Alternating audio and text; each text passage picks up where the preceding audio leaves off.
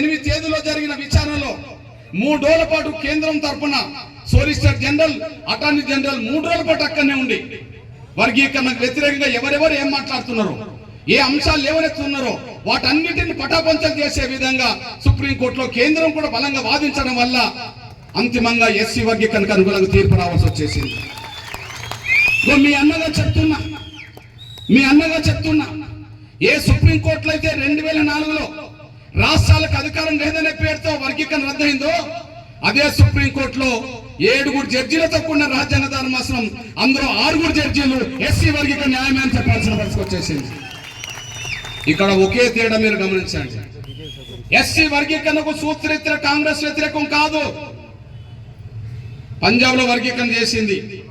ఇక్కడ 2004లో రాజశేఖర్ గారు అసెంబ్లీ తీర్మానం చేసిండు. కేంద్ర ప్రభుత్వం దగ్గరకు వచ్చి ఉషా మేర కమిషన్ వేయించిండు. ఉషా మేర కమిషన్ రిపోర్ట్ మనకు అనుకూలంగా వచ్చింది. కానీ అనుకూలంగా వచ్చినాక పార్లమెంట్ లో బిల్లు కాకుండా మాత్రం మళ్ళీ అడ్డుకోగలిగారు.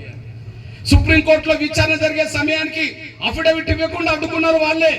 అంటే కాంగ్రెస్ వాళ్ళ చేతులు ఉన్నదనేసి అర్థమైపోయింది. సూత్రరీత్యా వర్గీకరణకు అనుకూలమే కాంగ్రెస్, కానీ వర్గీకరణకు అనుకూలంగా అది ఉన్నట్టుగానే ఉంటది. కానీ మాలల ఒత్తిడికి తలొగ్గి వర్గీకరణ చేయకుండా ఆనాడు అఫిడవిట్ ఇవ్వకుండా దారితీసింది. పార్లమెంట్ లో బిల్లు పెట్టకుండా ఆపేయడం జరిగింది.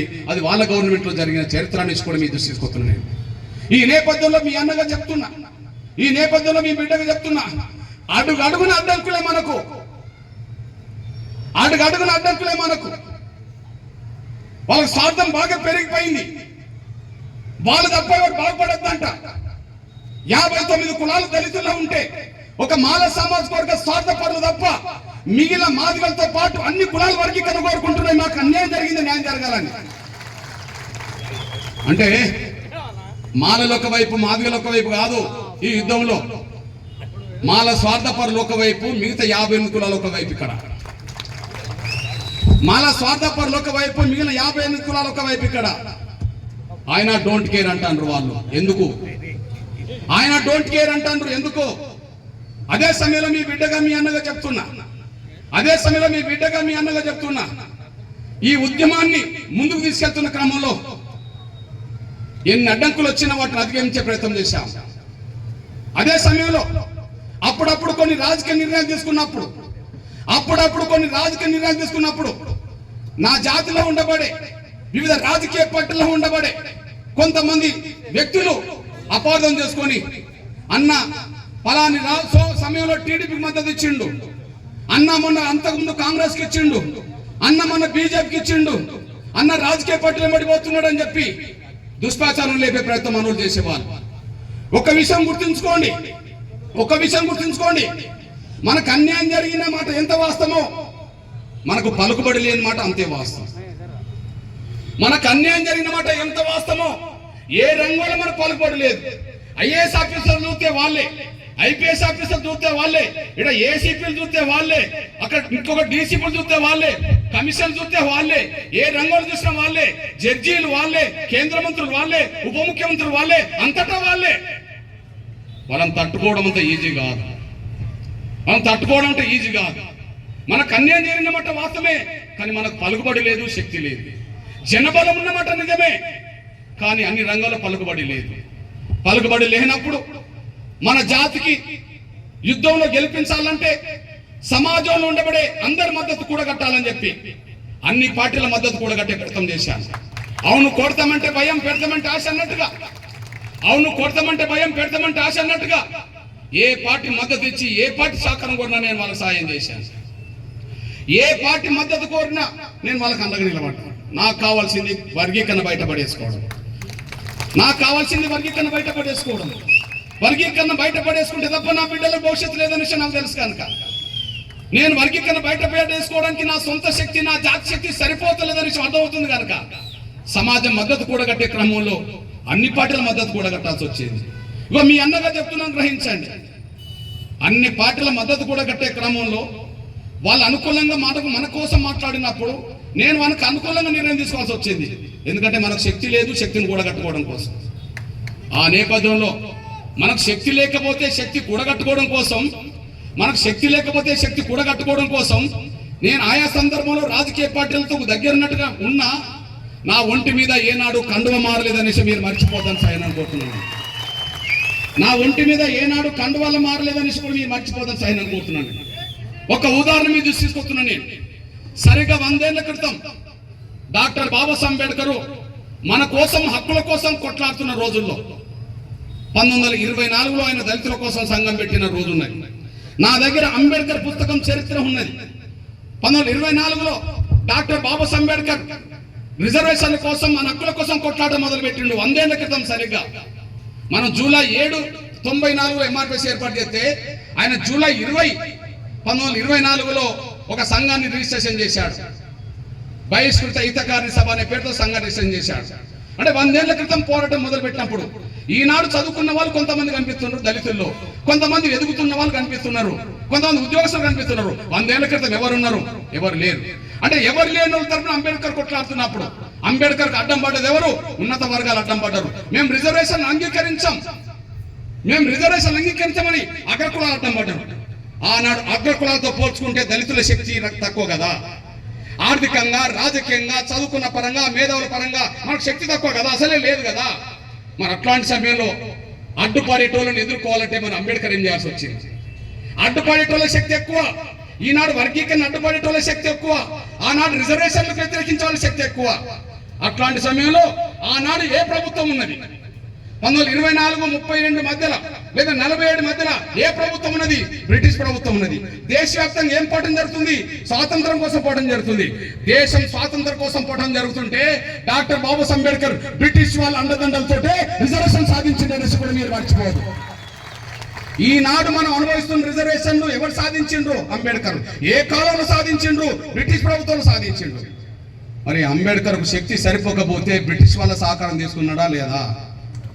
ఆనాడు బ్రిటిష్ వాళ్ళ సహకారం తీసుకొని నా జాతిని, దళిత జాతిని గెలిపించే ప్రయత్నం ఆయన చేస్తే నేను అందరి సపోర్ట్ తీసుకొని నా జాతిని గెలిపించే ప్రయత్నం నేను చేయబోయినా. నాకంటే వ్యక్తిగతమైన ఇంట్రెస్ట్ ఏనాడు లేదు. నేను ఒక్కరిని బాగుపడితే నా జాతి బాగుపడతాను నేను ఏనాడు అనుకోలే. నా జాతి బాగుపడితే నా కుటుంబం బాగుపడ్డట్టు అనుకున్నా. నేను నా జాతి బాగుపడాలని చెప్పి మీ అన్నగా చెప్తున్నా. 94 నుంచి 2024 వరకు ఏనాడు నా కండువా మారలేదనే విషయం మీ అందరూ చూస్తూనే ఉన్నారు. కానీ ప్రతి పార్టీ నాకు అవకాశాలు ఇచ్చే ప్రయత్నం చేసింది. రెండు కారణాల వల్ల అవకాశాలు ఇవ్వబడిండ్రు. అది ప్రలోభ పెట్టడానికి కావచ్చు, లేదా దగ్గర తీసుకోవడానికైనా కావచ్చు. నన్ను ప్రలోభ పెట్టడానికైనా పదవులు ఇచ్చే ప్రయత్నం చేశారు, లేదా వాళ్ళ దగ్గర పెట్టుకోవడానికైనా పదవులు ఇచ్చే ప్రయత్నం చేశారు. ఒక సంఘం ద్వారా ఎదిగిన నాయకులు ఆయా పార్టీలో చేరితే వాళ్ళకి పదవులు వస్తాయనే విషయం మనకు సాక్ష్యం కనిపిస్తున్నది. మీ అన్నగా చెప్తున్నా నేను 30 ఏళ్ళు కండువా మారలేదు కదా. ఇగో మన బీసీ సంక్షేమ సంఘ నాయకుడు మన అన్న ఆర్కే అన్న గారు అన్నారు కదా, మనం ఆయన పేరు ఎప్పటి నుంచి వింటున్నాం కదా. ఈ 10 ఏళ్లలో 4 కండువాలు మారినాయి అనేసి మీరు మర్చిపోవాలి. ఈ 10 ఏళ్లలో 4 కండువాలు మారినాయి. 2014లో టీడీపీలో చేరి ఎల్బీ నగర్ ఎమ్మెల్యే అయ్యిండు, టీడీపీ కండువా కప్పుకున్నాడు. 2014లో టీడీపీలో చేరి ఎల్బీ నగర్ లో ఎమ్మెల్యే గెలిచిండు, టీడీపీ కండువా కప్పుకొని, పసుపు కండువా కప్పుకొని. మళ్ళీ 2018 వచ్చేటప్పటికి మళ్ళీ టీడీపీకి రాజీనామా చేసి కాంగ్రెస్ లో చేరిండు. కాంగ్రెస్ లో మిర్యాలు కూడా పార్టీ టికెట్ తెచ్చుకున్నాడు, కాంగ్రెస్ కండువా కప్పుకున్నాడు. ఆయన ఓడిపోవచ్చు, టికెట్ మాత్రం తెచ్చుకున్నాడు. అంటే కొంత గుర్తింపు గల నాయకులు ఏ పార్టీ అయినా చేర్చుకుంటారు, ఎవరైనా పదవులు తన సాక్ష్యం. మళ్ళీ మళ్ళీ ఈ మధ్య కాలంలో వైసీపీలో చేరి ఆంధ్రప్రదేశ్ నుంచి రాజ్యసభ ఎన్నికగా అయ్యాడు, వైసీపీ కండువా కప్పుకున్నాడు. మళ్ళీ వైసీపీకి మన రాజీనామా చేసి మళ్ళీ బీజేపీలో చేరి ఇవాళ బీజేపీ సభ్యత్వం తీసుకున్నాకనే నిన్న రాజ్యసభ కూడా నామినేట్ చేసిండు. ఒక ఎదిగిన నాయకులకి, సమాజంలో గుర్తింపు గల నాయకులకి ఏ పార్టీ అయినా దగ్గర తీసుకుంటుంది, ఏ పార్టీ అయినా పదవులు ఇస్తుంది. అందుకు సాక్ష్యం 10 ఏళ్లలో 4 కండువాలు ఆర్ కృష్ణన్నయ్య మారడమే. 10 ఏళ్లలో ఆర్ కృష్ణన్న 4 కండువాలు మారినాయి. కానీ మీ బిడ్డగా నా కండువా 30 ఏళ్ళు మారలేదు. ఏ పార్టీ అయినా పార్టీలో చేరితే పదవులు ఇస్తానంటది. చేరిండు, పదవులు తీసుకున్నారు చాలా మంది.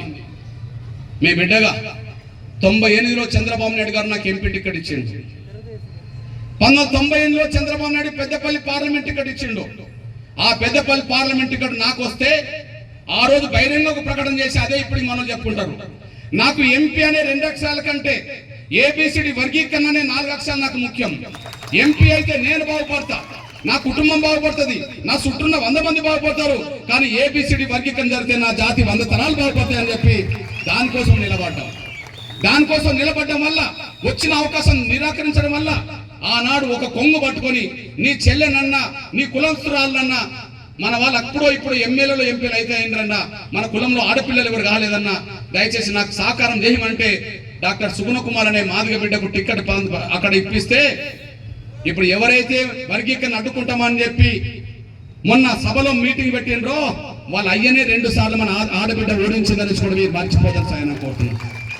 వాళ్ళ అయ్యనే మన సుగుణ కుమారి పెద్దప్పటి నుంచి 2 సార్లు ఓడించిందని కూడా మీరు మర్చిపోదు. ఆ వచ్చిన టికెట్ నిరాకరించుకోగలిగాం. 99లో చంద్రబాబు నాయుడు పిలిచిండు, కృష్ణానికి లోక్సభ ఇస్తుంటే తీసుకోలేదు కదా, కనీసం రాజ్యసభను తీసుకోమని చెప్పి ఆనాడు రాజ్యసభ నాకు అనౌన్స్ చేస్తే పేపర్లు వస్తే ఆ రోజు సూర్యాపేట నుంచి ఓడిపోయిన ఆకార సుదర్శన్ నా సోదరుడు, తమ్ముడు నేను ఓడిపోయాను, కష్టాలు ఉన్నా, నువ్వు తీసుకోనని ప్రకటన చేస్తున్నావు కనుక అదేదో నా పేరు చెప్తే నాకు అవకాశం వస్తుందంటే ఆకార సుదర్శన్ తీసుకెళ్లి చంద్రబాబు నాయుడు ఇస్తే చంద్రబాబు నాయుడు గారు రాజ్యసభ ఇస్తే ఆయన రాజ్యసభకి వెళ్ళిపోయాడు. అదే సమయంలో రాజశేఖర్ గారు మన మద్దతు కోరి కృష్ణాన్ని నీకు నేను ఎమ్మెల్సీ ఇస్తా అన్నాడు. మన మద్దతు కోరి కృష్ణానికి ఎమ్మెల్సీ ఇస్తా అన్నాడు. వర్గీకరణ చేపిస్తామంటే ఆయనకు మద్దతు ఇచ్చాం. కానీ ఒకరోజు జూపుడి ప్రవక్తర్ అనే మాలమానాడు లీడర్ నన్ను కూర్చునబెట్టిండు. ఒకరోజు జూపుడి ప్రవక్తర్ అనే మాలమా లీడర్ నన్ను ఇద్దరిని కూర్చునబెట్టిండు. కృష్ణా ప్రభాకర్ మీరు వర్గీకరణ గురించి ఎవరు మాట్లాడబాకండి, చెయ్యాలా వద్దానని నేను తెలుసుకుంటా, కానీ మీ ఇద్దరికి ఎమ్మెల్సీ ఇచ్చి మంత్రులు చేస్తాను అని అన్నాడు. వెంటనే ఆయన కాళ్ళ మీద పడ్డాడు, ఆయన ఎమ్మెల్సీ అయిపోయాడు. నేను లేచి నిలబడ్డా, ఏం కృష్ణ అన్నాడు, సార్ ఆయనకు ఎమ్మెల్సీ కావాలి కాబట్టి నీ కాళ్ళ మీద పడ్డాడు సార్, నాకు వర్గీకరణ కావాలి కాబట్టి నేను లేచిపోతున్నా సార్ అని చెప్పి నేను పోయా. అది పేపర్లో వచ్చింది. ఆ పేపర్లో వచ్చినప్పుడు జుక్కల్లో నిజామాబాద్ నుంచి ఓడిపోయిన డి రాజేశ్వరన్ ఒక తమ్ముడు, అన్నా నేను ఓడిపోయాను, నువ్వు ప్రకటన చేశావు నీకు ఎమ్మెల్సీ వద్దని చెప్పి, నేను ఓడిపోయి కష్టాలున్నా నాకు సాయం చేయమంటే ఆయన రాజశేఖర్ గారి దగ్గర తీసుకెళ్తే ఆయన ఎమ్మెల్సీ అయిపోయిండు. ఆ తర్వాత కూడా మన ఎమ్మెల్సీ అయిపోయిండు. ఇప్పుడు క్రిస్టియన్ సంఘాలకి ఆయన నాయకుడిగా తిరుగుతున్న విషయం మీరు చూసుకోవాల్సిందే విజ్ఞప్తి చేస్తున్నాను. అదే సమయంలో మీ బిడ్డగా చెప్తున్నా, నేను 2009లో Warangal parliament seat SC reservation మొదటిసారి అయింది ఎస్సీ రిజర్వేషన్. మరి మీ బిడ్డగా వరంగల్దే నాది కదా. అప్పుడు రాజశేఖర్ గారు కేవీ రామచంద్రరావు గారు కృష్ణ నువ్వు ఎమ్మెల్సీ తీసుకోలేదు, జూపుడు తీసుకొని మంచి పదవి తీసుకున్నాడు కదా, నీకు ఎమ్మెల్సీ ఎంపీ ఇస్తా, నేనే గెలిపించుకుంటా కృష్ణ అంటే, సార్ నాకు వద్దు సార్, నా వర్గీకరణ జరగాల్సిన అవసరం ఉన్నది, నా బిడ్డలు బాగుపడలేదు అదొక్కటే పరిష్కారం సార్, నాకు వద్దు సార్ అంటే నేను వద్దన్న టికెట్ ను సిరిసిల్ల రాజే అనే మన మాదిగ బిడ్డ తీసుకొని ఆయన ఎంపీ అయిపోయినట్టు కూడా మీరు మర్చిపోతారు సార్ నేను కోరుతున్నాను. అదే సమయంలో మీ బిడ్డగా చెప్తున్నా నేను, అదే 2012-13లో వైసీపీ కొత్తగా పార్టీ పెట్టిన రోజుల్లో ఇదే జగన్మోహన్ రెడ్డి గారు నన్ను లోటస్ పాండ్కి పిలిపించి, అన్నా కృష్ణన్న నువ్వు ఒంటరి పోరాటం చేస్తున్నావు, నువ్వు వెళ్ళిపో, నేను రాజ్యసభ ఇస్తానని చెప్పడం జరిగింది. మీ పార్టీలో మా మారపానిటైన ఇస్తే మావోనికి ఇచ్చుకోగాని నాకైతే అవసరం లేదని చెప్పడం జరిగింది. అటు ఇటు పోయేది ఆర్కృష్ణకు వచ్చేసింది, అది పక్క విషయం. ఇగో మీ కళ్ళ ముందు చెప్తున్నా, మీ బిడ్డగా ఈ కళ్ళ ముందు చెప్తున్నానే, 2024లో పార్లమెంట్ ఎన్నికల్లో అప్పటికే నరేంద్ర మోడీ గారు, గౌరవ ప్రధానమంత్రి నరేంద్ర మోడీ గారు మన సభకు వచ్చిన తర్వాత అన్ని పత్రికలు ఎలక్ట్రానిక్ మీడియా మొత్తం ప్రచారం ఏం చేసింది, కృష్ణమాది గారికి బీజేపీ వరంగల్ సీటు ఖాయం చేసింది అని చెప్పి మొత్తం పేపర్లో టీవీలో రోజులు వారాలు నెల తరబడి మొత్తుకున్నాయి. అది వాస్తవమే, అది అందరూ తెలిసిన విషయమే. కానీ అప్పుడే చెప్పాను, నాకు వర్గీకరణ తప్ప నాకు మరో మార్గం నాకు లేదు, నా జాతి బిడ్డలు కావాలి, మా ఆరు రమేష్కి ఇవ్వని చెప్తే మరి మాదిగ బిడ్డ అయిన ఆరు రమేష్కి బీజేపీ టికెట్ వచ్చేసింది. 98 మొదలుకొని ఈ 2024 వరకు కూడా మీ బిడ్డగా అవకాశాలు ఎందుకు నిరాకరించానంటే, కష్టాలు వచ్చినా తట్టుకోగలిగాం, కేసులు వచ్చినా కోర్టుల చుట్టూ తిరగగలుగుతున్నాం, జైల్లో వచ్చినా జైలు పాలవుతున్నాం, సందర్భాలు వచ్చినప్పుడు లాఠీ దెబ్బలు తిన్నాం, లేదా మాలవాళ్ళతో కూడా దెబ్బలు తిన్నాం, మన బిడ్డలు కోల్పోతున్న సందర్భం వచ్చింది. అయినప్పటికీ వర్గీకరణ ఉద్యోగంలో అవకాశాలు ఎందుకు తీసుకోవాలంటే, వ్యక్తిగత అవకాశం కంటే నా జాతి భవిష్యత్తు ముఖ్యం కదా అని చెప్పి ఈ పాఠం జరగాల్సి వచ్చింది. ఆ ఒక్క విషయం మీరు మర్చిపోద్దని నేను సవినంగా కోరుతున్నాను. నేను మీకు పార్టీలు ఉండవచ్చు, నాకు పార్టీ లేదు. చంద్రబాబు నాయుడు ఏబిసిడి చేస్తుంటే చంద్రబాబు సపోర్ట్ చేశా, ఏబిసిడి చేసాడు. రాజశేఖర్ గారు చేపిస్తా అంటే నేను రాజశేఖర్ గారు సపోర్ట్ చేశా, కమిషన్ వేయించిండు. కానీ రిపోర్ట్ వచ్చినాక వాళ్ళు అడ్డం పడ్డారు. మొన్నటికి మొన్న 2018-19 ఎన్నికల్లో కాంగ్రెస్ పార్టీ కూడా వర్గీకరణ చేపిస్తామనంటే నేను రాహుల్ గాంధీ వెంబడి నేను రాహుల్ గాంధీతో కలిసి తిరిగా, వేదిక మీద పంచుకున్నాం, అందరు కలిసి తిరిగి మాట్లాడుకున్నాం, వర్గీకరణ చేపిస్తామని హామీ ఇచ్చిండు, నమ్మి సాధన చేసింది. నేను ఆ పార్టీలో చేరలే, కానీ చేపిస్తామంటే సాయం చేశాను. మరి నరేంద్ర మోడీ గారు, గౌరవ నరేంద్ర మోడీ గారు వేదిక మీదకి వచ్చేసాడు. కృష్ణ మాదిగలకు నేను న్యాయం చేస్తామని మాట ఇచ్చాడు. మరి నేనేం చేయాలి? ఆ మాట ఇచ్చిన ఆ బీజేపీకి నా వంతు అండగా ఉండాలి. తెలుగుదేశం వర్గీకరణ చేస్తుంటే తెలుగుదేశం సపోర్ట్ చేస్తే తప్పు లేనప్పుడు, కాంగ్రెస్ చేస్తామంటే కాంగ్రెస్ సపోర్ట్ చేస్తే తప్పు లేనప్పుడు, బీజేపీ చేస్తుంటే నేను బీజేపీ సపోర్ట్ చేయాలి. నా జాతిని గెలిపించుకోవాలి నేట్లని, అంతే. నాకు వేరే మార్గం లేదు. నా జాతి గెలవాలి, నా పిల్లలు పైకి రావాలి, నా చదువుకున్న పిల్లల సంఖ్య పెరగాలి, నా బిడ్డల ఉద్యోగాలు రావాలి, ఆర్థికంగా బాగుపడాలి, రాజకీయంగా చైతన్యం కావాలి. ఇది తప్ప నాకు వేరే మార్గం లేదు. వీటి కోసమే 30 ఏళ్ళు, వీటి కోసమే 30 ఏళ్ళు. ఈ 30 ఏళ్ళ పోరాటం జరుగుతున్నా కూడా వాళ్ళు ఎవరి మాట ఖాతరు చేస్తలేరు. మాలలు ఎవరి మాట ఖాతరు చేస్తలేరు. ఎంత దుర్మార్గంగా వాళ్ళ ప్రవర్తన తయారైందో మనం చూస్తున్నాం. ఎంత స్వార్థ బుద్ధితో మనం చూస్తున్నాం. మాలా వర్సెస్ 58 కులాలు ఇక్కడ, మాలా వర్సెస్ 58 కులాలు ఇక్కడ. అయినప్పటికీ లెక్క చేయమంటాను, ఈ దేశంలో ఎస్సీ వర్గీకరణ అవసరమా లేదని